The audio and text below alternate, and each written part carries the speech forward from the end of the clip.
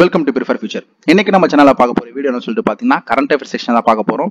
எந்த ஒரு எக்ஸாம் இருந்தாலும் கரண்ட் அஃபேர்ஸ் அப்படின்ற ஒரு பார்ட் வரும். அந்த எக்ஸாமுக்கு ஏற்ற மாதிரி கரண்ட் அஃபேர்ஸ் செக்ஷன்ல வெயிட்டேஜ் கூட குறைச்சல் இருக்கலாம். ஓகேவா?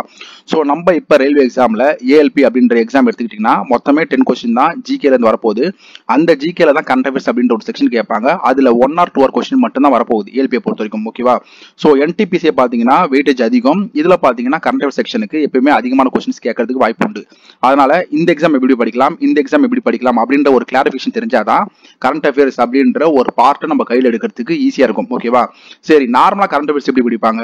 டெய்லி படிக்கலாம், வீக்லி படிக்கலாம், மந்த்லி படிக்கலாம். சரிங்களா? டெய்லி சில பேருக்கு எழுதுற பழக்கம் இருக்கும். நான்லாம் பாத்தீங்கன்னா டெய்லி எழுதி தான் படிச்சேன் ஃபர்ஸ்ட் ஸ்டார்டிங்ல. அதுக்கப்புறம் தான் மேகசின்ஸ் வாங்கி படிச்சேன். ஸோ அந்த மாதிரி டெய்லி, வீக்லி, மந்த்லி அந்த மாதிரி மேகசின்ஸ் இல்லைன்னா வந்து நிறைய வெப்சைட்ஸ்ல வந்து போடுவாங்க. அதெல்லாம் நீங்க வாங்கி நீங்க படிச்சீங்கன்னா வைங்களேன், ஸோ கரண்ட் அஃபேர்ஸ்ல கண்டிப்பா மாஸ்டர் ஆகலாம். இப்போ நம்ம ஏஎல்பிக்கு எப்படி படிக்கலாம்னு சொல்லிட்டு பார்த்தீங்கன்னா மந்த்லி மேகசின்ஸ் கிடைச்சாலே போதும். ஓகேவா? அதனால தான் நான் மந்த்லி கரண்ட் அஃபேர்ஸ் அப்படின்றத நான் எடுத்திருக்கேன்.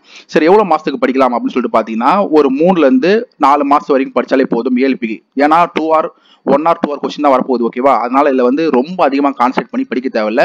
இதுக்கு பதிலாக நீங்க சயின்ஸ், மேக்ஸ், ரீசனிங் அதுல வந்து கான்சென்ட்ரேட் பண்ணி படிக்கலாம். ஓகேவா? என்டிபிசி எக்ஸாமுக்கு வந்து பாத்தீங்கன்னா கண்டிப்பா 5ல இருந்து 6 மந்த் வரைக்கும் இன்டெப்தா கரண்ட் அஃபேர்ஸ் படிக்கணும். ஏன்னா பாத்தீங்கன்னா நிறைய கொஸ்டின்ஸ்ல இருந்து கேட்கறதுக்கான வாய்ப்புகள் இருக்கு. ஸோ ஏஎல்பிக்கு பாத்தீங்கன்னா மந்த்லி மேகசின்ஸ் அதை மட்டுமே படிச்சா போதும் 3ல இருந்து 4 மந்த் வரைக்கும். நான் வந்து பாத்தீங்கன்னா ஜனவரி, பிப்ரவரி, மார்ச் இதுல இருந்து பாத்தீங்கன்னா கிட்டத்தட்ட ஒரு 300+ important static and current affairs அப்படின்ற கொஸ்டின்ஸ் வந்து எடுத்து உங்களுக்கு வந்து ஒரு பிடிஎஃப் மாதிரி ப்ரொவைட் பண்ணியிருக்கேன். மறக்காம டெலிகிராம் ஜாயின் பண்ணிக்கோங்க. டெலிகிராம் ஜாயின் பண்ணினா இந்த பிடிஎஃப் வந்து ஃப்ரீயா கிடைக்கும். சரிங்களா? சரி, கரண்ட் அஃபேர்ஸ் செக்ஷன் எப்படி வரும் ஒவ்வொரு எக்ஸாம்லையும் அப்படின்ற ஒரு டிஃபரன்ஸ் நமக்கு தெரியணும். நார்மலா பாத்தீங்கன்னா பேங்க் எக்ஸாம் எனக்கு அதெல்லாம் ஃபேமிலியா தெரியும். அதனால அதை நான் வந்து எப்பவுமே ஒரு எக்ஸாம்பிள் எடுப்பேன். பேங்க் எக்ஸாம் பொறுத்தவரைக்கும் கரண்ட் அஃபேர்ஸ் அப்படின்ற ஒரு செக்ஷன் பாத்தீங்கன்னா கரண்ட் அஃபேர்ஸ்னா என்ன? நடப்பு நிகழ்வு டைரக்டா ஒரு கொஸ்டினை கேட்பாங்க. பேங்க் எக்ஸாம் பொறுத்த வரைக்கும் ஸ்டாட்டிக் பார்ட் அப்படின்றது வந்து பாத்தீங்கன்னா ரொம்பவே கம்மியா இருக்கும். சில எக்ஸாம்ல கம்மியா இருக்கும், சில எக்ஸாம்ல பாத்தீங்கன்னா அதிகமா கொஸ்டின் கேட்பாங்க. அது தவிர்த்து பேங்கிங் அவேர்னஸ், ஃபினான்ஷியல் அவேர்னஸ் அப்படி கேட்பாங்க. ரயில்வே எக்ஸாம் பொறுத்த வரைக்கும் பாத்தீங்கன்னா இப்போ வந்து நடப்பு நிகழ்வு இருக்கு பாத்தீங்களா, அந்த நடப்பு நிகழ்வு ரிலேட்டடா ஸ்டாட்டிக் அவேர்னஸ் என்ன நடந்துச்சு. உதாரணத்துக்கு ஒரு ஸ்கீம் ஒன்று வருதுன்னு வைங்களேன், அந்த ஸ்கீம் ரிலேட்டடா ஸ்டாட்டிக் அவேர்னஸ் இதுக்கு முன்னாடி ஃபர்ஸ்ட் எங்க வந்து அந்த ஸ்கீம் வந்துச்சு அப்படின்ற மாதிரி கேட்கலாம். ஸோ இதுதான் வந்து கரண்ட் அஃபேர்ஸ் ரிலேட்டடா ஸ்டாட்டிக் பார்ட் அப்படின்ற மாதிரி சொல்லுவாங்க. ரயில்வே எக்ஸாம்ல இது போல கொஸ்டின்ஸ்லாம் நிறைய வரும். அதனால தான் பாத்தீங்கன்னா ரயில்வே எக்ஸாம்ல எங்க இருந்து கரண்ட் அஃபேர்ஸ் கேட்கறாங்கிறத நம்ம கணிக்க முடியாது. பேங்க் எக்ஸாம்ல ஈஸியாக கணிச்சிடலாம். 3ல இருந்து 4 மாசம் வரைக்குமே கரெக்டான அந்த கரண்ட் அஃபேர்ஸ் உட்காந்து எல்லாமே படிச்சோம்னா அது வந்து கொஸ்டின்ஸ் வந்துடும். ஏன்னா ஸ்டாட்டிக் பார்ட்ல அவ்வளோ கேட்க மாட்டான். பேங்கிங் அவேர்னஸ் இருந்து கேட்கலாம், இல்ல ஃபினான்ஷியல் அவேர்னஸ்ல இருந்து அவங்க வந்து டஃப்னஸ் லெவல் பண்ணலாம். ஆனா ஸ்டாட்டிக் பார்ட் அப்படின்றது வந்து பொதுவா இருக்கும் பாத்தீங்களா, இன்டர்நேஷனல் ஏர்போர்ட், ஸோ வந்து டெம்பிள் அந்த மாதிரி ஒரு ஸ்டாட்டிக் தவிர கரண்ட் அஃபேர்ஸ்ல இருந்து ஸ்டாட்டிக் அப்படின்ற மாதிரி கேட்க மாட்டான். ஆனா ரயில்வேல பொறுத்த வரைக்கும் அப்படி நம்மளால சொல்லவே முடியாது. ஓகேவா? சரி, இப்போ இந்த பிடிஎஃப்ல என்னென்னலாம் இருக்கு அப்படின்றத ஒரு வியூ மாதிரி பார்த்துட்டு இதனுடைய பிடிஎஃப் டெலிகிராம்ல கொடுக்குறேன். மறக்காம டெலிகிராம் ஜாயின் பண்ணிக்கோங்க. ஸோ எம்சிக்யூ பேஸ்டு தான் 300+ கொஸ்டின்ஸ் இருக்கு. ஓகேவா? ஸோ கரண்ட் அஃபேர்ஸ்னா என்ன, ஸ்டாட்டிக் அவேர்னஸ், அதாவது கரண்ட் அஃபேர்ஸ்ல இருந்து ஸ்டாட்டிக் அவேர்னஸ் எப்படி எடுப்பாங்க அப்படின்ற ஒரு டிஃபரன்ஸ்க்காக ஒரே ஒரு கொஸ்டின் மட்டும் நான் சொல்றேன். ஃபர்ஸ்ட் பாத்தீங்கன்னா இதான் current affairs. Who has been recently appointed as the Chief Secretary of Rajasthan. Sudhansh Pant அப்படின்றவர் தான் பாத்தீங்கன்னா சீஃப் செக்ரட்டரியா ராஜஸ்தானா சூஸ் பண்ணிருக்காங்க. இது பாத்தீங்கன்னா இது வந்து static awareness. Who was the first female chief secretary of Rajasthan? இது வந்து கரண்ட் அஃபேர்ஸ் எடுக்கப்பட்ட ஒரு ஸ்டாட்டிக் அவேர்னஸ். ஓகேவா? நார்மல் ஸ்டாட்டிக் அவேர்னஸ் வேற, கரண்ட் அஃபேர்ஸ் எடுக்கப்பட்ட ஸ்டாட்டிக் அவேர்னஸ் வேற. ஓகேவா? இது போலாம் ரயில்வே எக்ஸாம்ல கேட்கும். பேங்க் எக்ஸாம்ல பாத்தீங்கன்னா இது வரைக்குமே தான் இருக்கும். ஸோ இந்த மாதிரி ஸ்டாட்டிக் பார்ட் கேட்க மாட்டான் பேங்கிங்ல. ஆனா ரயில்வேல பாத்தீங்கன்னா கரண்ட் அஃபேர்ஸ்ல இருந்து ஸ்டாட்டிக் அவேர்னஸ் கேட்பான். அதனால எப்பயுமே பாத்தீங்கன்னா ஒரு 6 மந்த் கரண்ட் அஃபேர்ஸ் படிக்கிறப்ப நிறைய படிக்கிற மாதிரி இருக்கும் ரயில்வேல பொறுத்த வரைக்கும். ஏன்னா இதுக்கு முன்னாடி என்ன எங்க இருந்து கொஸ்டின் கேட்டான்னு தெரியல அப்படின்ற மாதிரி நிறைய கன்ஃபியூஷன் வரும். நீங்க என்டிபிசி எக்ஸாம் படிக்கிறப்ப நான் அதை 1 by 1 சொல்றேன். ஓகேங்களா? ஸோ இது போல இந்த பிடிஎஃப்ல இருக்க போகுது. கரண்ட் அஃபேர்ஸ்ல இருந்து ஸ்டாட்டிக் அவேர்னஸ் இருக்க போகுது.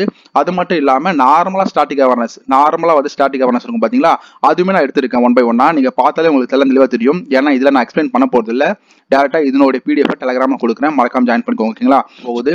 ஸோ நெக்ஸ்ட் கொஸ்டின் இதே போல ஒன்று பார்க்கலாம். Which state recently initiated a cashless health facility under Ayushman Bharat? Haryana. So இதுல இருந்து கேட்கப்பட்ட ஸ்டாட்டிக் அவேர்னஸ் பாருங்க. Under which health policy was Ayushman Bharat Yojana launched under national health policy 2017. ஓகேங்களா? ஸோ இது மூல ரயில்வே எக்ஸாம்ல கேட்பாங்க. சரிங்களா? அதனால நம்ம ரொம்ப கன்ஃபியூஸ் பண்ணிக்க தேவையில்ல. எப்படி வந்து படிக்கணும் அப்படின்ற ஒரு கிளாரிஃபிகேஷன் நமக்கு கம்பல்சரி வேணும் ரயில்வே எக்ஸாம் பொறுத்த வரைக்கும். ஓகேவா? ஸ்டாட்டிக்கும் படிக்கணும், கரண்ட் அஃபேர்ஸ் வித் ஸ்டாட்டிக்கும் படிக்கணும். ஓகேவா? நான் வந்து என்டிபிசி வரப்போ ரொம்ப தெளிவா அதெல்லாம் சொல்றேன். இப்போதைக்கு நம்மளுக்கு வந்து மந்த்லி கரண்ட் அஃபேர்ஸ் மட்டும் படிச்சா போதும் ஏஎல்பிக்கு. சரிங்களா? அதனால இந்த பிடிஎஃப் நீங்க மறக்காம வாங்கி எக்ஸாமுக்கு ஒரு கொஞ்ச நாள் முன்னாடி நீங்கள் படித்தாலே போதும். மோர் கான்சன்ட்ரேஷன் ஜிகே செக்ஷன் நம்ம பண்ண தேவையில்ல, ஏன்னா வெறும் 10 மார்க் தான் வரப்போகுது. சரிங்களா? ஓகே, இது போல இந்த பிடிஎஃப்ல இருக்க போகுது. ஜனவரி, பிப்ரவரி, மார்ச் அப்படின்ற மாதிரி ஒரு 3 மந்த்தும் சேர்த்து கிட்டத்தட்ட 300+ கொஸ்டின்ஸ் இருக்க போகுது. எல்லாமே இந்த மாதிரி தான் இருக்கும். சரிங்களா? So which state launch the ODS scheme recently? Haryana அந்த மாதிரி இருக்கும். ஓடிஎஸ் ஸ்கீம்னா என்ன அப்படின்றது நான் எக்ஸ்பிளனேஷன் கொடுத்துருப்பேன். ஸோ வந்து பார்த்தீங்கன்னா ஒரு பெரிய பேராகிராஃப் இருக்குன்னா அந்த பேராகிராஃப்ல இருந்து நிறைய கொஸ்டின்ஸ் வர மாதிரி மேக் பண்ணி இந்த பிடிஎஃப்ல இருக்கும். சரிங்களா? ரொம்ப யூஸ்ஃபுல்லாக இருக்கு, ரொம்ப இன்ட்ரெஸ்டிங்காக இருக்கு. இதை வாங்க நீங்க தெளிவாக பொறுமையாக உட்காந்து நீங்க படிச்சுக்கோங்க. சரிங்களா? சரி, ஓகே. இதுக்கப்புறம் வேற ஏதாவது மெட்டீரியல் தேவைப்பட்டா கமெண்ட் செக்ஷன்ல நீங்க கமெண்ட் பண்ணுங்க. ஆல்ரெடி நான் மேக் பண்ணி வச்சிருந்தேன். அட் த சேம் டைம் வந்து நம்மளோட டெலகிராமில் ஒருத்தர் கரண்ட் அஃபேர்ஸ் பற்றி கேட்டார். ஸோ அதனால தான் வந்து இப்போதைக்கு டெலகிராமில் நான் இதை ப்ரொவைட் பண்ணுறேன். சரிங்களா? ஸோ இது போலலாம் 1 by 1 questions with answer, static awareness with current affairs அதோட நம்மளுக்கு இருக்க போகுது. ஓகேங்களா? சரி, ஓகே. இதோட நான் இந்த வீடியோ க்ளோஸ் பண்ணிக்கிறேன். வேறு ஏதாவது மெட்டீரியல் தேவைப்பட்டா கமெண்ட் செக்ஷனில் கமெண்ட் பண்ணுங்க. ஏதாவது வேறு ஏதாவது டிஸ்கஸ் பண்ணணும்னு நினச்சாலும் நீங்கள் வந்து கமெண்ட் செக்ஷனில் கமெண்ட் பண்ணலாம். ஓகேவா?